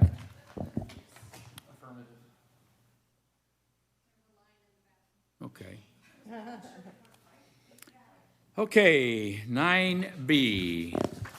Thank you, Mayor. And that's the one where we're going to provide direction to staff on initiating the necessary processes to declare portions of APN 118-370-077 and APN 118-520-001 as surplus, and then dispose of it appropriately, and then come back with a resolution. Mr. City Manager. Thank you, Mayor. Appreciate it. This item is exactly what you said. The city, and we will put a graphic up to kind of illustrate it for council and the public. City owns approximately 250 acres of open space near Oakhurst Country Club. That's two specific APNs. One APN is about 240 acres, and the other APN is about 10 acres. I'm rounding for sake of simplicity. Staff has been approached by a developer that had some interest in a portion of that property. Staff believes, after evaluating the use of that property, which is really just open space at this point, that there could be some benefits for council to declare up to 4 acres of APN 118-520 001 as surplus land, and 1 acre of APN 118-370-077 as surplus, to allow us to go through the surplus land act process to potentially dispose of a maximum total of 5 acres of the 250 acres. On the drawing that you see above, the red line is the total parcel that we own. The yellow box, or, well, it's not a box, but the yellow area, outlined area, is the place where a current development is already underway. That land is not owned by the city. And the blue line outlines the approximately 5 acres in total that we would be declaring surplus if we got direction from you today and begin the process of going through all the required approvals to finalize that process over the next months to come. Staff believes that this really is land that doesn't provide value right now to the city, and that having it developed by somebody for housing would allow us to continue to meet the policies that you approved in your housing element, one of which is to remove barriers from housing, provide opportunities. We believe this is an opportunity to really put that into action. For those that may not be familiar and in the audience of what the Surplus Land Act requires, essentially the first act after we come back with formal approval from your council would be that we talk to or put out to affordable housing developers the option to discuss with the city their desire to potentially build on the property. That's step one. We do that for, I think, approximately 60 days. If we get engaged by an affordable housing developer, we have to do our due diligence to, in good faith, try to negotiate a deal with that affordable housing developer. If, after all those processes go through and either time out and or we just don't come to a reasonable good faith agreement with an affordable housing developer, we essentially are allowed to go to the public market. At that point, the benefit to the city could potentially be more than just housing related to your housing element. It would actually potentially be some financial benefit for either the sale of the land or some negotiated agreement that you do for someone to purchase that land in consideration for some other thing that you want. And so That's really where the market discussion comes. That's where the most financial value is to the city. But truly, the housing probably leads all, and then the secondary piece is the financial benefit. So you see the drawing above. There's not much more to discuss. The city, in my recent review of history, I don't think has done this process very recently. It is obviously common through many cities and counties in the state of California, but we just have not done it here as much. A, we're a smaller city, and B, we just tend to not dispose of land at the rate that others may. So, I know this is a newer process. This is something that your community development director and your interim city manager would be able to, with the city attorney, kind of foster through the process. It's more of a time wait, frankly, than it is anything else to move it from the affordable housing developers to a market rate conversation, potentially for sale. So with that, I'm happy to answer any questions. Thank you, sir. From the council, any questions? Yes. I'm just curious, what does an acre of land go for these days? So as part of this process, we would, if we got interest from a developer, whether it's affordable housing or other, we would do an appraisal. It really depends. So this isn't a developed acre in the sense that the infrastructure doesn't exist, right? So it's a true greenfield piece of land. There are a lot of things that you have to move. In my research, there's a water line with Contra Costa water that has to get moved. There's underground sewer that has to be dealt with. There is a lot of land and dirt movement that would have to happen from a grade standpoint. So it's not cheap, I guess, to do the work. And so that typically will drive down the value.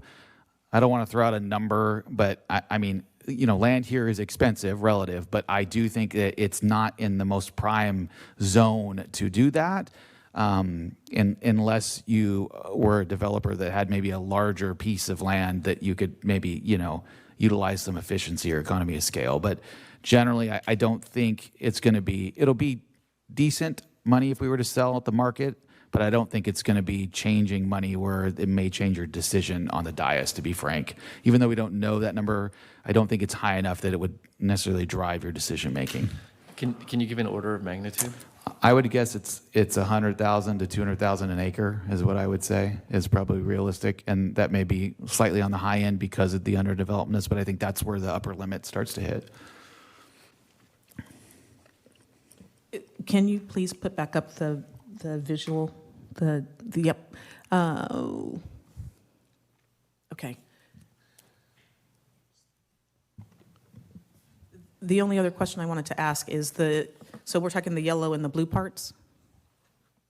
No. No, the yellow is already being developed by a private owner of the property. And so is it then the red outline that is kind of making an L next to Yeah, the so yellow? our boundaries are a little weird in this, the land and the way the APNs go. The blue line is essentially what we're selling. Oh, blue. Oh, it is The blue line. Thank you. Inside the blue line is what we're selling. Okay. It's contiguous to the current development going on. Okay, and so that one then is for the overflow lot. The yellow's an overflow lot of Oakhurst. Is that That's accurate? correct, Okay. yes. And we had already put in our housing element that portion because the Oakhurst owners, and one is here in the audience, hi, had asked us if they could be included. Correct. So I have two questions. One, where is that project and how many dwellings, I guess, will be part of that? And I'm going to skip a couple steps ahead. Should an affordable housing person not come in and buy the blue portion or the portion that we're talking about for the surplus land, is Oakhurst willing to purchase that because they want to add on more to what they're doing? Is that a valid question to ask? I would say, go ahead. I'm going to step in. If you want to go through this process, we want to keep it open to all developers. Of course. So, right. I understand. There has been a developer who's been interested, but I don't Okay. want to. I don't want to taint the process. So That's fair. Took the words out of my mouth. Okay. Okay, thank you. Mr. Wong. Oh, good. Sorry. Did I cut you off? No, I thought there was a first part of Councilmember Tillman's question that we didn't answer, but. I ended up answering it myself when I Got asked it. about Okay. Got it. the other parcel. Okay, got it. In looking, I have a few, just some random questions. In looking at the blue portion, would access then be fronted on Marsh Creek then? Because otherwise there's no access to the property? I mean, potentially, I think that is something when we go through the negotiation with the potential buyer that we would want to suss out as part of a development agreement is where the access could be, but that seems logical from where it is. Given it's adjacent to the road. Okay. Right. One of them was market price. You already talked about that. Then what is the admin cost in going through the Surplus Land Act procedures? Yeah, that's a good question. And who bears it? We will typically bear it in the front end because we're doing the selling, we'll call it, right? Like a seller would of any property. I would say that, I mean, initially, the resolution to bring back and things for HCD, your community development director and your interim CM will do it. Your city attorney might provide some assistance, but it's nominal, in the hundreds of dollars, maybe $1,000 right there. Thousands, not tens of thousands? No, yeah. An appraisal of property this size is probably $1,000 max from a certified appraiser. There really isn't much more from the administrative process from beginning to end. Then I'd say, high end, maybe you get to $2,500 to $3,000, but that's probably pushing it, frankly. Okay. Can you describe the process for notice? Like, I think the process for notice is, I think there's like a prescribed process. I just want, if you could add some clarity around how it gets noticed, who is noticed, the period of time, how they respond, the logistics of That's a those good steps. question. It's a really good question. And city attorney, jump in if I miss anything. Initially, we are going to reach out to known affordable housing developers. Is there, I guess that's kind of like my question. Is there like a list that you are required to do, like A, B, and C, or is it just you pick? I think there's a list, and we would also work with kind of our county housing department to make sure if they have any additional ones that may not be on that. You want to make sure what you don't want to have happen, which is maybe an easier way to answer your question, is you don't want HCD to basically say you did some foul process here and trying to go through it. That's Correct. what I'm getting at. Correct. So we will reach as far and as wide as possible appropriately on the affordable housing developers. Once we kind of notice them, like here's the availability of land and some technical logistics of what it is, we then wait to hear back from them. If one of them is very interested and wants to do real due diligence, we have, city attorney, I think it's 30 days we have to negotiate with them in good faith. Is it 90? 90 days in good faith negotiations for them to try to get to a deal. And then if that doesn't ferret out anything positive as far as a completed deal or close to it, we then would open it up to market rate. So it can be, as short as 90 days total, and then you're going to market rate. It could be as long, I guess, as 180 days if it really drug out that far. I've done this specific process a couple times, once in the county and once in the city. County was before the mandate, city was with the mandate. It tended to be in that circumstance a somewhat shortened discussion with affordable housing developers because they almost know or they don't know when they're talking to you if it pencils or not. But it can be protracted if they desire based on the law and what it allows it to be.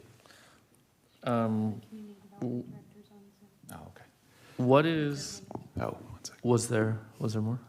Dana is also, I think she may have something to add. She's on Zoom. Dana, our community development director, you want to add anything to that?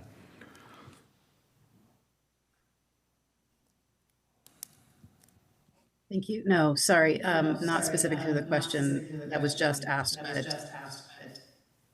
Councilmember Tillman had a question a few moments ago about where in the process the property on the yellow outline is. Yes, thank you. That proposed project is a 30-unit townhome proposal. Right now, we're in the process of conducting environmental analysis pursuant to CEQA. And that will be coming forward to the Planning Commission for a decision from the Planning Commission sometime later this year. Thank you, Dana. Okay, I just have two more questions. if someone expresses interest in the 60-day period, and then we're in the 90-day period, are there ways that because I know that the law says you have to negotiate in good faith, so there's probably rules around that. In what ways then are discretionary actions of the city limited during that good faith? We would not be negotiating with any private parties. Is that what you're asking? Or? Well, I mean, okay, for example, just hypothetically, let's say we do an appraisal and it's $100, and they say, well, I would like to pay $95. Are we allowed to say no? Yes, you're not limited to accepting a proposal that you're not comfortable with. And even if the appraisal comes in. What about the opposite? Like if it's appraisal's 100 and they say, we want to pay 120, are we allowed to say no? You're not required to sell the property, if that's the question you have. So if the appraisal comes in and you thought the property was worth more, otherwise you wouldn't have necessarily done this, and you're not getting offers after good faith negotiations, if you go through this process, you're not required to sell the property, but you do need to have good faith negotiations. Is this like one of those things where you have to have some kind of higher bar of documentation to demonstrate good faith negotiation? I'm not clear on the process. No, I think there's some subjectivity to it, to be frank.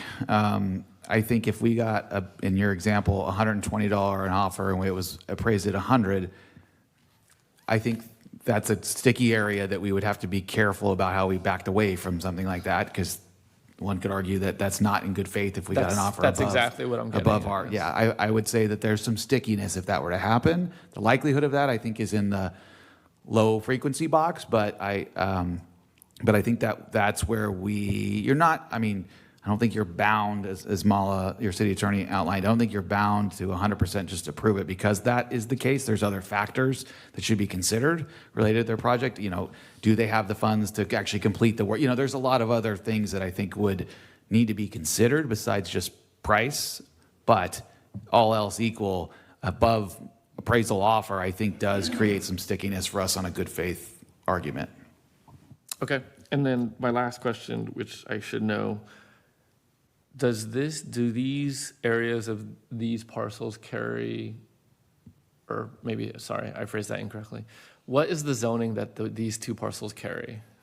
It's not residential at this time. Dana might know more specifically, and City Community Development Director, if you know, please feel free to chime in. It's not residential off the top of my head, So though. it would necessitate a rezoning as well, correct. for these? Yes. And a subdivision and... All the appropriate things to make it developable, if that's a word. Okay. All right, that's all my questions. Thank you. Well, and the only other things that I asked a lot of similar questions earlier in my meeting today, but that entire parcel that we own is roughly 250 acres, correct? So this would be up to 5 acres of 250 acres. And my other question was, had we done this before? But we don't really have any record of that. Okay, that's it. Actually, to clarify, so when we say up to, how specific do we need to be in our declaration? Like, it's like kind of like 2 to 5, or does it have to be like a assessor, like from this point to that point? Yeah, the city attorney and I talked about that briefly. Our thought is we're creating the maximum threshold of that APN that you're willing to purchase or sell, excuse me. If a developer, part of this process came in lower, obviously your council, we come back to talk about terms and price, and we believe that as long as it doesn't breach your upper limit, it's fine. Obviously, as we get deeper in the process, we will have more detail around what exactly they would be purchasing in a purchase and sale agreement. But we think for the sake of not required for the disposal, we can be up to a maximum limit within that APN. Yeah. Cool. Okay, thank you. And this parcel is in the GAD. That was the other thing we talked about Yeah, today. I asked our city engineer. It is in the GAD for what's that worth as well. Yeah, it's in the GAD. Well, it wasn't, but it is. Yeah. Yeah, we clarified with him. He said it was.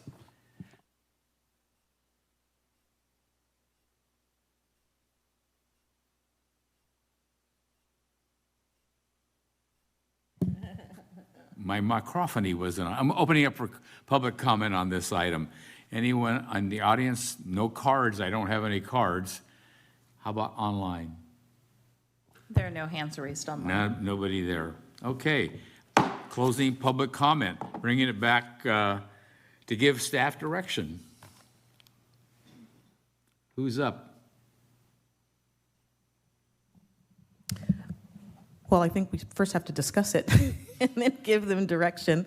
I would say I'm not opposed to doing this. Maybe just straw poll or people opposed, and then maybe we can hear from those who are. Go ahead. I'm fine with it. Anyone else? I'm fine with it. Anybody else? No challenges here. Okay, then I'll make a motion to begin the process for taking these two APNs. Do I have to read them out? Okay. These two APNs or parcels and declare them as surplus land under the Surplus Land Act. Do you need any other further? No, that's a good motion, because we'll have to come back with resolution that gets approved with your HCD. I mean, there's other administrative things now down the line that occur, but that's good enough. That motion's good enough to carry if you guys want to vote. I'll Or second second. and vote, yeah. Thank you. Is there a second? Right here. Oh, there, got it. So moved by Councilmember Tillman and seconded by Councilmember Cloven. Will the city clerk please take the roll? Thank you, Councilmember Cloven. Aye. Tillman, Aye. Juan, Aye. Vice Mayor Tripiano, Yes. Mayor Diaz. Yes. Thank you. You have 5 Okay, ayes. that closes out item number 9B. Thank you very much for that. Okay, we're now going to move into item 10, which is council items limited to council requests and direction for future meetings. Got a question. Thank you for the email tonight, Brett. It kind of gave some clarification regarding the parcel tax and the conversation we had last week. And before I make a recommendation for a future agenda, I want clarification on the last conversation we had regarding the parcel tax. There appears to be two different things, and I need clarification from you, Mala or Brett. One is a voter initiative parcel tax, which would require a 50% plus one to pass. The other is a council-approved 4 to 5 parcel tax, which would require a 2/3 majority. So the reason I need clarification is what's the difference between the two? What does a voter initiative parcel tax look like? And what's the difference between, which is 50% plus one, versus a council-initiated parcel tax? Thank you. Clarification, please. I think I should take it.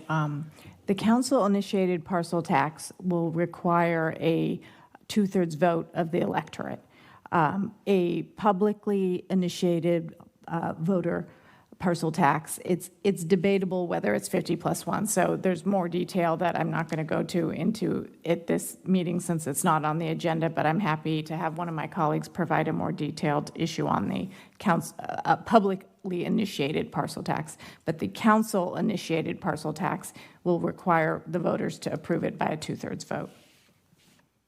Okay, given the fact that there is a significant difference between a 50 plus one versus a 2/3 passing, and given the significant communication that's happened since the last meeting relative to that, I withdraw my support for that, and I would like to bring back the conversation for a tax relative to a 50 plus one. And if that's sales tax or otherwise, I'd like to bring that conversation back for clarification at the next meeting that's available.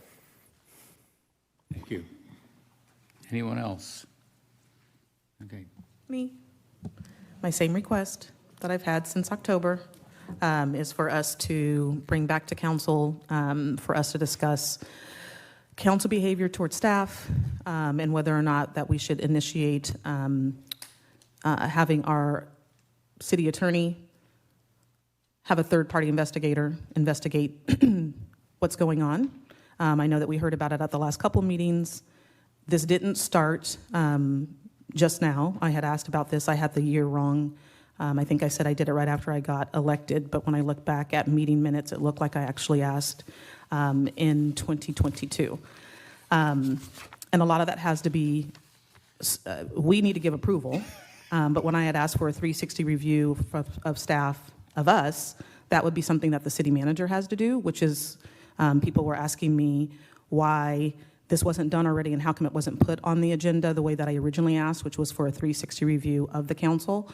And that's kind of asking your employer or employee to evaluate you, right? And so that's a little bit tough for city managers to kind of initiate that. But I still think, given everything that's happened most recently, which is why I've changed my request, and that's to have the city attorney hire a third party to investigate what has been happening. I think it's very important that we don't minimize a lot of the things that have occurred. I know that I was approached by several people and asked, why are you continuing to ask this? They seem like I've got a personal agenda. It's not that. It literally is, this needs to be investigated, and it is part of the reason on why there are so many staff leaving. And I think until we get to the bottom of that, this is going to continue. And so my ask is for us please to agendize that at an upcoming meeting for us to discuss. Thank you. Anything else? Anyone else? Okay, we're finished with item number 10 and moving to council reports. Council Member Cloven, please.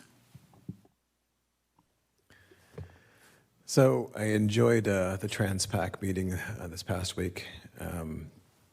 Just a good group of people in general, but we got into some great conversations about, again, transportation throughout the central Contra Costa area relative to those who are elderly and those who have disabilities, and trying to find options for, again, our community, our senior community here and transportations, and how those services can be extended to into Clayton. So, good conversation. I'm also highly involved in a lot of conversations now regarding Clayton Cleans Up. We did get a local young lady from Clayton to design our logo, and it's phenomenal this year. The t-shirts are going to look great. You're going to wear them long after the day you wear them on April 20th. It is set up for Saturday morning at 9 o'clock. If you know community groups that want to attend, either to actually clean up because they want to be a part of that, or they want to have a table at the right here at City Hall in the morning, they're welcome to. There'll be plenty of donuts and coffee and t-shirts and lots of cleanup materials. We're looking forward to having that happen. That's in my report. Thank you very much. Councilmember Juan. Let's see. Vice Mayor Tripiano and I met with Climate Tech. I think we got a really good update, and I believe that update was posted as comment on this agenda. But I'm not sure if it did, but there's some good information. So a lot of progress on that front, so glad to hear that. And then as I think we all did, I got quite a few emails and phone calls this week. And then just our next scheduled meeting on April 2nd, I will not be in attendance. It is spring break, and I will be traveling with the fam. So that's it. Thank you. Councilmember Chilman. Excuse me. Thank you, Mayor. I had on the 7th a prep meeting for my Community Services Policy Committee. I can't even speak this evening. I'm sorry. Let me say that again. Community Services Policy Committee. We had a prep meeting because we have our actual meeting on the 21st down in Burbank, so I'll be attending that. I attended our special meeting that was on the 8th. On the 9th, I attended the Network of Care crab feed, and that's feeding, I think, so far to date, in their 20 years, they fed over 350,000 families that are hospitalized. Their children are hospitalized. I had a meeting with our Student Engagement Committee. That's part of my Mount Diablo Education Foundation Board. On the 11th, we had a TLC meeting here so that we can discuss our trails assessment and come up with a subcommittee that will actually be overseeing that with city staff once we get our interim in place, as well as with Larry and with Jim Warburton. I attended Clayton Pride Board meetings. I also had meetings with our city manager and our assistant to the city manager. And on the 14th, I was unable to attend, but I'm pleased to report that the Marsh Creek and Morgan Territory Firewise group was formed. There were over 60 people who attended out there, which is great. And they have enough, you need at least 8 dwellings in order to form a Firewise group. So now we have 2 Firewise communities here in town. And once they have their date set for when the fire inspector will go out there, I will share that with everyone. But we do have one coming up on April 10th, and I will share more details again on social media and at our April 2nd meeting. This is my PSA. I've had COVID now for the 3rd time, so it's still here. So please be safe. It's not going anywhere. I'm good now. But I was ill last week, and I'm glad that I was able to be here in Chambers with you all today, because I think it's better to be in person. And I'm also glad, since I realized that today is your last meeting, it wasn't surprised to me sitting here listening, but since it is, I'm glad I get to look you in the eye and tell you, Brett, thank you for coming to serve our city. You came at the right time when we needed you, because we needed somebody who can move our city forward the way that you did.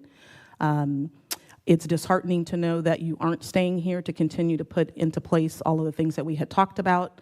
And I'm glad that we actually got to have our strategy session the way that we did, so that it wasn't punted into a later date.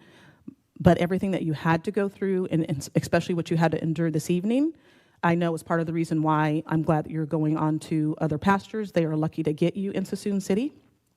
I hope that they're watching this tonight, or they watch the recording and can hear this.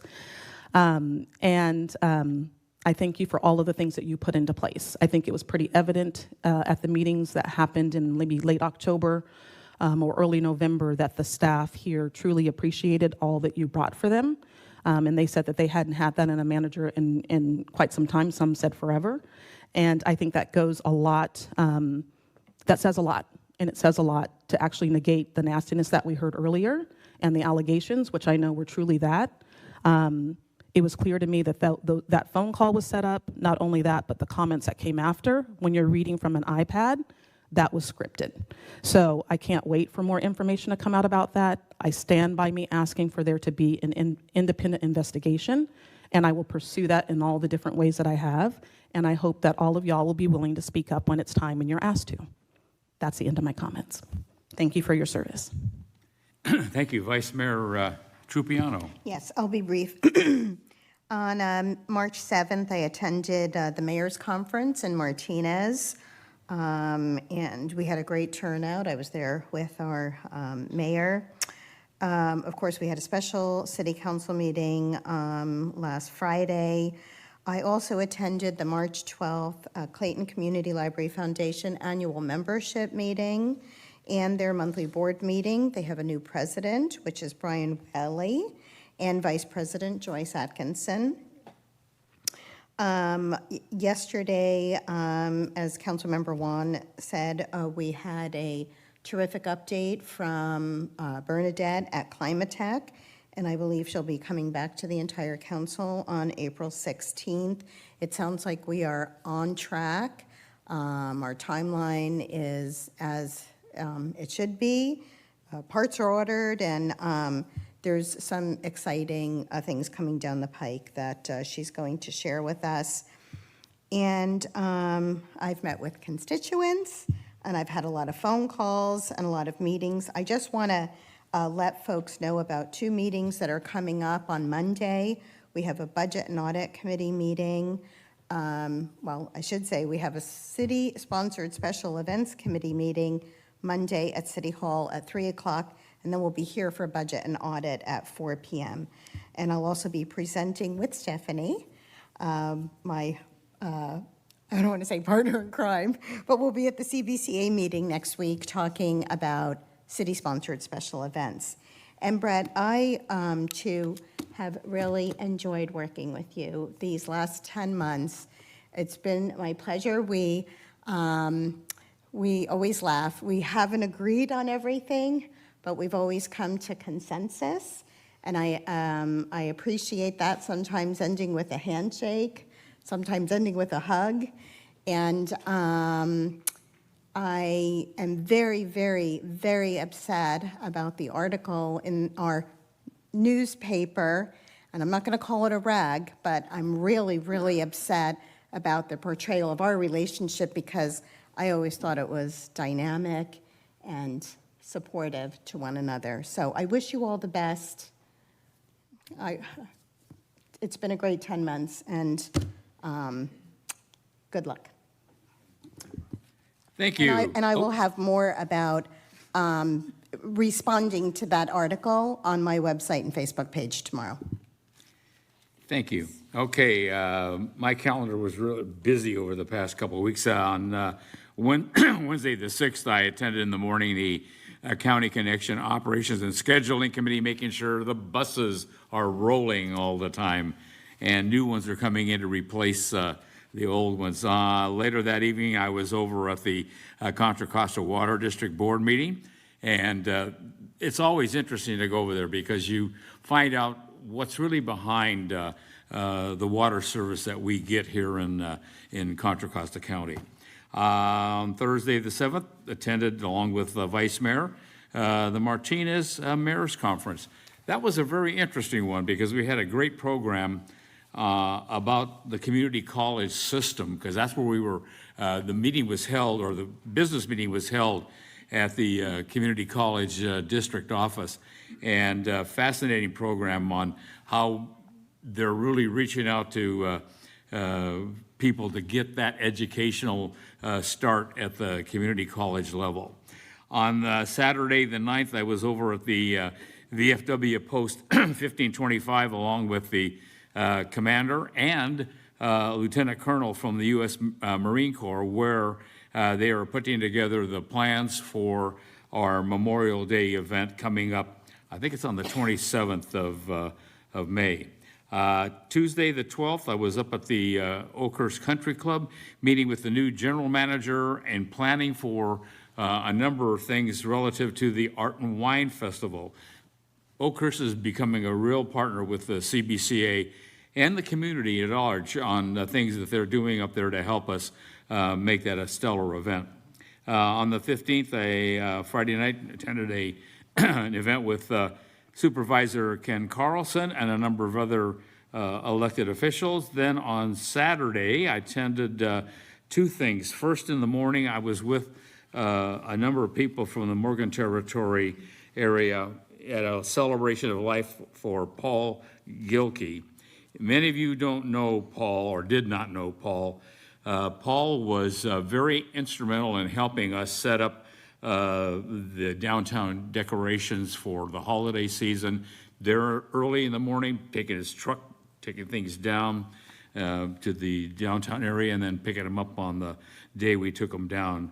And Paul's going to be missed. It was a well-attended celebration of life. Later that evening, I attended the 42nd Annual Sheriff's Charity Ball. That one was a huge event, and a number of people from Concord, Danville, Pittsburgh, and Antioch were there in attendance. Great event, and charity was the main focus. Hope everybody had a good St. Patrick's Day on the Sunday the 17th. And then last but not least, I met with our city manager, going today with Amy, the executive assistant to the city manager, to talk about tonight's meeting. I wish Brett well. He's going to do well over there in the other side of the water pond we have here. And what people don't realize and get lost in the shuffle is that in general, people move up and become at a larger function by moving from one city and municipality to the other. The police is a good example of that, where they move forward and expand their skill set and move on to a larger community with more responsibility and a better way to compete for future events. So, Brett, I wish you well. Thank you for your time here. And with that, that completes my report. And we now shall adjourn at 9:30 or thereabouts, maybe 9:29, and go to our next meeting, which will be Tuesday, April 2nd. Thank you very much. Good evening. Thank you.